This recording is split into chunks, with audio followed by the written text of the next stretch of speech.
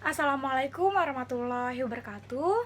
Kembali lagi bersama Ibu akan mengajarkan sejarah Indonesia.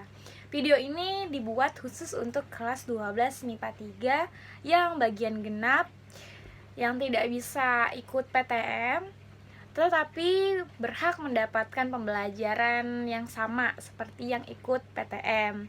Maka dari itu, Ibu buatkan video pembelajaran ini supaya kalian juga bisa memahami hal yang sama seperti yang PTM. Pembelajaran hari ini tetap melanjutkan pembelajaran minggu lalu, yaitu tentang pemerintahan masa Orde Baru, yang mana kita sudah sampai ke bagian berakhirnya masa Orde Baru, tetapi Ibu belum lengkap membahas bagian Timor sampai ke dampak dari kebijakan politik maupun ekonomi pada masa pemerintahan Orde Baru. Baik, langsung saja kita mulaikan pembelajaran kali ini. Dimulai dari integrasi Timor yang menuntut untuk masuk ke dalam wilayah Indonesia, yang mana mereka terkena imbas dari situasi politik internasional yang terjadi ketika Perang Dingin. Perang Dingin ini terjadi oleh dua blok, yaitu Blok Barat dan Blok Timur. Blok Barat yaitu Amerika Serikat, lalu Blok Timur yaitu Uni Soviet. Dengan kekalahan Amerika Serikat di Vietnam pada tahun 1975, berdasarkan teori domino yang diyakini oleh Amerika Serikat bahwa kejatuhan Vietnam ke tangan kelompok komunis akan merembet ke wilayah-wilayah lainnya. Berdirinya pemerintah Republik Demokratik Vietnam yang komunis dianggap sebagai ancaman yang bisa menyebabkan jatuhnya negara-negara. Berdasarkan dari kelipan berita tentang referendum di Timor Timur, terdapat 3 partai politik besar. Yang pertama adalah UDT, Persatuan Demokratik Rakyat Timur, yang mana ingin merdeka secara bertahap.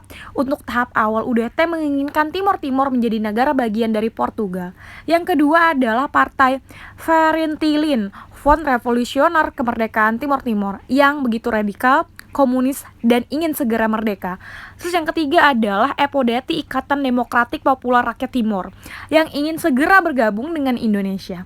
Dan selain itu terdapat 2 partai kecil, yaitu Kota dan Trabalista. Nah, ketiga partai besar tersebut saling beradu dan saling bersaing, bahkan timbul konflik berupa perang saudara.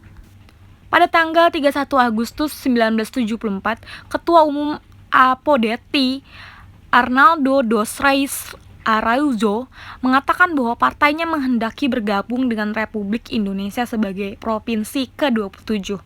Menurutnya, integrasi akan menjamin stabilitas politik di wilayahnya. Pertanyaan tokoh APODETI itu mendapat respon yang cukup positif dari para elit politik Indonesia, terutama dari kalangan elit militer, yang pada dasarnya merasa memang khawatir jika Timor berada di tangan komunis. Pernyataan itu tidak membuat Indonesia serta-merta menerima begitu saja keinginan orang-orang APODETI. Kemudian APODETI bergabung bersatu dengan UDT, Kota, dan Trabalista untuk menjadi 4 partai yang menyatakan bahwa keinginannya untuk bergabung dengan pemerintahan Republik Indonesia. Pada tanggal 31 Mei 1976, DPR Timor mengeluarkan petisi yang isinya mendesak pemerintahan Republik Indonesia agar secepatnya menerima dan mengesahkan bersatunya rakyat dan wilayah Timor ke dalam NKRI.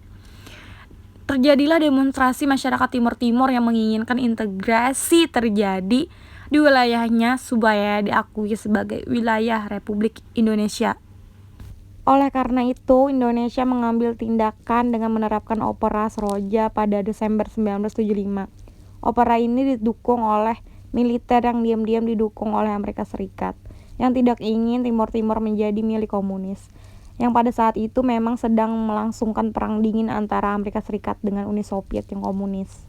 Berdasarkan dengan penjalanan operasi keamanan yang dilakukan, pemerintah Indonesia dengan cepat menjalankan proses pengesahan Timor ke dalam wilayah Indonesia dengan mengeluarkan Undang-Undang Nomor 7 Tahun 1976 tentang pengesahan penyatuan Timor ke dalam Negara Kesatuan Republik Indonesia dan pembentukan daerah tingkat 1 Timor yang disahkan akhirnya pada TAP MPR Nomor 4 MPR 1976.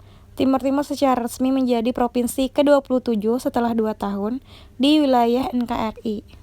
Sekarang memasuki ranah 3 hal umum mengenai dampak dari politik masa Orde Baru. Yang pertama, pemerintah sentralistik, yang artinya bahwa seluruh pengambilan keputusan hanya dilakukan oleh pemerintahan pusat. Yang kedua, kepemimpinan yang sangat otoriter, karena penggunaan pendekatan keamanan yang begitu sangat ketat. Yang ketiga, Golkar menjadi alat utama penstabilan perekonomian, sementara PDI dan RPP hanya bertindak sebagai pendamping. Selain itu, terdapat 3 hal umum juga mengenai sisi ekonomi pada masa Orde Baru. Yang pertama, Indonesia dapat mencapai swasembada pangan pada 14 November 1985. Artinya pangan begitu sangat meningkat. Nah, lalu yang kedua, Indonesia berubah dari negara pengimpor beras menjadi negara pengekspor beras. Yang ketiga, adanya penurunan drastis dari angka kematian dan angka kemiskinan. Kenapa? Karena angka pendidikan sekolah dasar yang sangat meningkat dan melejit akibat adanya program SD dan SMP Inpres. Artinya boleh masuk program ini ketika sudah berumur dengan program ABRI masuk desa. Pembelajaran dan penjelasan hari ini telah selesai. Ini Ibu tutup dengan penugasan 2 soal esai yang akan di-share di Google Classroom yang tersedia. Salah hilap Ibu mohon maaf. Wassalamualaikum warahmatullahi wabarakatuh. Tetap semangat.